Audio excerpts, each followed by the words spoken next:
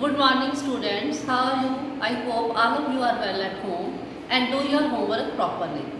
Students, हम अपना lesson 1 of history कर रहे हैं, फ्रेंच रेवोल्यूशन।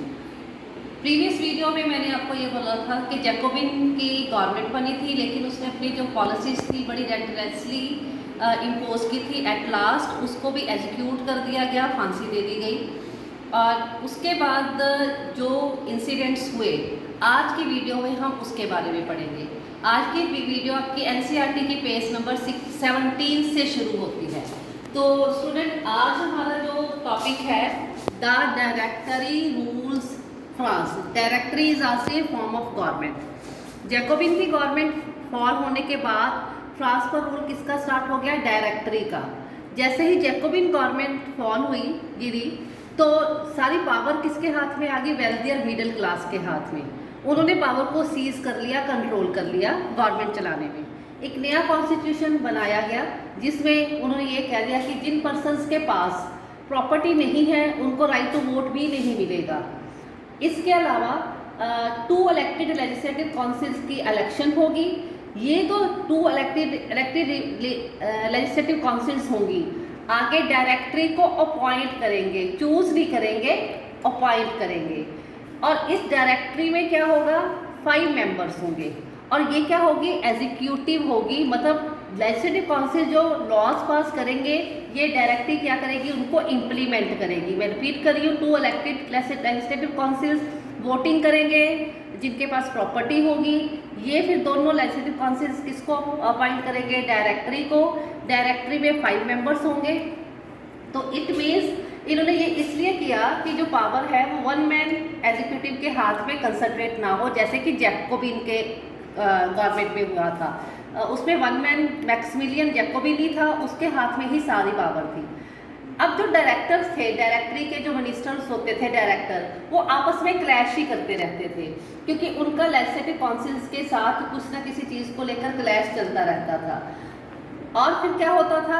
इन डायरेक्टर्स को लेजिस्लेटिव काउंसिल के मेंबर्स डिसमिस कर देते थे। ठीक है, तो इससे क्या हुआ? फ्रांस में पॉलिटिकल इंस्टेबिलिटी आ गई। इंस्टेबिलिटी का मतलब है फ्रांस में राजनीतिक अस्थिरता आ गई, जिससे फिर फ्रांस जो है मिलिट्री के अंदर आ गया, मिलिट्री डिक्टेटर के अंदर आ गया। वो डिक्टेटर कौन था? Napoleon Bonaparte. ओके, ये नाम है। फिर डायरेक्टर्स की गवर्नमेंट फेल होने के बाद फ्रांस में पॉलिटिकल इंस्टेबिलिटी आ गई और नेपोलियन बोनापार्ट ने इसका फ़ायदा उठाया। वो पूरे वर्ल्ड को अपने कैप्चर में करने के लिए निकला हुआ था। उसने फ्रांस पर भी अपना कंट्रोल कर दिया। तो ऑल दीज चेंजेस जो थी in the form of government, कहते no doubt form of government में फ्रांस में चेंजेस आ रही थी, लेकिन 3 आइडियल्स, 3 विचार। फर्स्ट फ्रीडम, दूसरा इक्वालिटी बिफोर लॉ, कानून के समक्ष समानता, और फ्रेटर्निटी, बंधुत्व की भावना की जो 3 आइडियाज़ हैं वो फ्रांस की इस रेवोल्यूशन से पूरे वर्ल्ड में फैले, रेस्ट ऑफ यूरोप में फैले।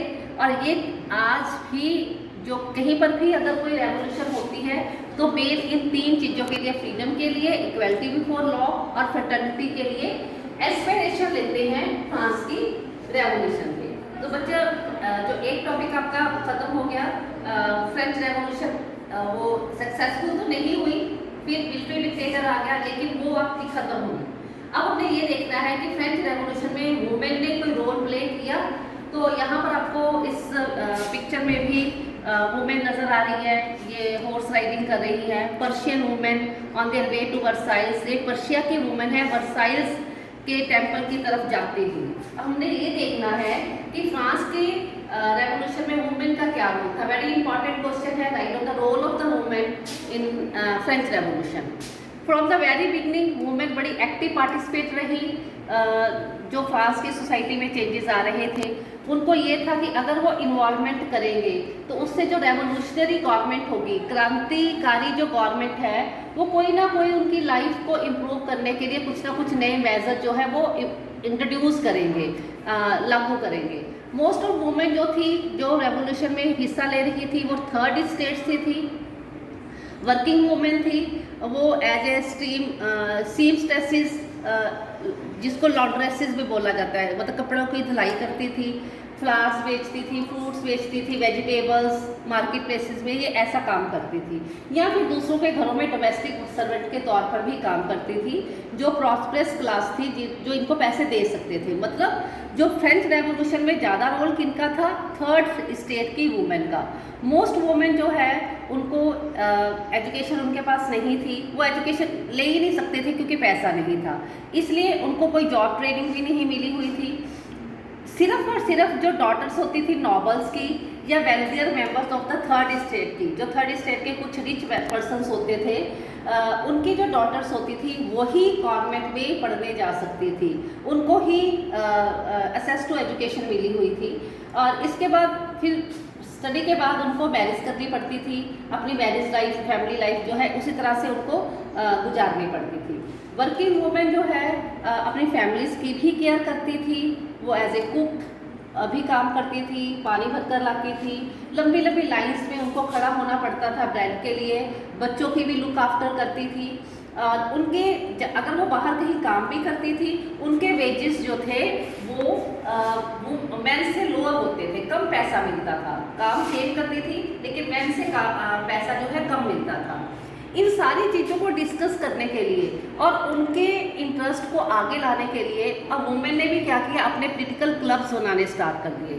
जैसे मैन ने किया था सबसे पहला पॉलिटिकल क्लब, अपने रॉबस्पियर वाला जैकोबिन क्लब किया, उसी तरह से वुमेन ने भी पॉलिटिकल क्लब्स बनाने स्टार्ट कर दिए, न्यूज़पेपर्स निकालने स्टार्ट कर दिए। अबाउट 60 वुमेन क्लब जो है फ्रांस में स्टार्ट हो गए, फ्रांस की डिफरेंट सिटीज़ में। सबसे मेन जो वुमेन क्लब था the society of revolutionary and Republican women, याद कर लेना, famous women club the society of revolutionary and Republic women, ये सबसे फेमस था। One of their main demand, इनकी डिमांड क्या थी इस क्लब की, कि वुमेन को भी सेम पॉलिटिकल राइट्स मिले जो एक मैन को मिलते हैं, मतलब राजनीतिक अधिकार, right to vote, right to elect women को भी मिलने चाहिए। लेकिन कहते हैं जब ये बहुत डिसअपॉइंट हुए, इनको बहुत निराशा हुई जब कॉन्स्टिट्यूशन ऑफ 1791 का वुमेन को उन्होंने एक पैसिव सिटीजन के तौर पर डिक्लेयर कर दिया। और आपको याद होगा पैसिव सिटीजन्स को राइट टू वोट मिला ही नहीं हुआ था, तो इनको बहुत ज़्यादा निराशा हुई। They demanded the right to vote, to be elected to the assembly and to hold political office. ये तीन उनके डिमांड थी, एक तो इनको राइट टू वोट मिले, राइट टू इलेक्ट मिले और पॉलिटिकल ऑफिसेज पर इनका पूरा होल्ड हो, ठीक है। Only then they felt would their interest be represented in the new government, तो ही इनका जो है इनको लगेगा कि उनके न्यू गवर्नमेंट जो है उनकी इंटरेस्ट को रिप्रेजेंट कर रही है।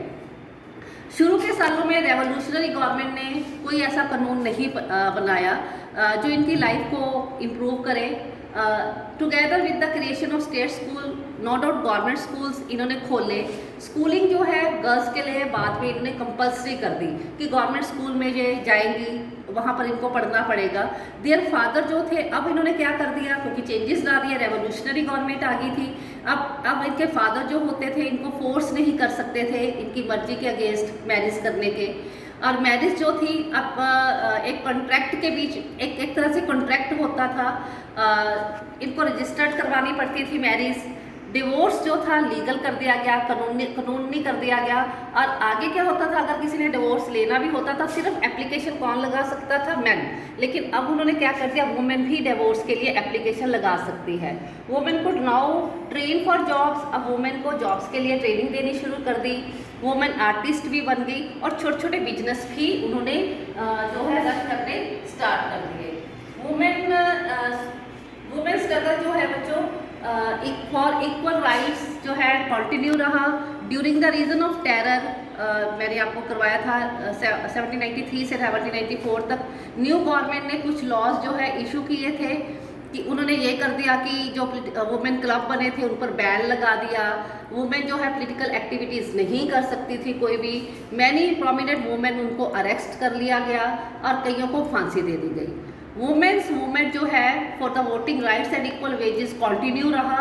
आने वाले 200 सालों तक ये कंटिन्यू रहा। कई कंट्रीज़ में वर्ल्ड के वो एक ही पहले उनकी डिमांड होती थी, इंडिया में भी ऐसा था कि उनको राइट टू वोट जो है वो मिले। और इंटरनेशनल सरफेस मूवमेंट चलाया गया पूरे वर्ल्ड में। इंटरनेशनल होता है अंतर्राष्ट्रीय suffrage right to vote movement चलाया गया लेट 19th सेंचुरी में, और अर्ली 20th सेंचुरी में भी इसको कैरी ऑन किया गया। The example of the political activities of French movement during the revolutionary year was kept alive as an inspiring memory. कहता जो वुमेन ने फ्रांस की रेवोल्यूशंस में इतना एक्टिवली पार्टिसिपेट किया, वो आने वाले टाइम में वुमेन सरफेस के लिए वर्ल्ड में कहीं पर भी जो मूवमेंट चलाया वो एक इंस्पायरिंग जो उत्साहित करने वाली मेमोरी के तौर पर, याद के तौर पर उनको याद किया जाता था फ्रांस की वुमेन को। It was finally in 1946 that women in France won the right to vote. Finally 1946 में फ्रांस में वुमेन को राइट टू वोट जो है वो मिल गया। ठीक है, तो बच्चों आज की वीडियो में इतना ही।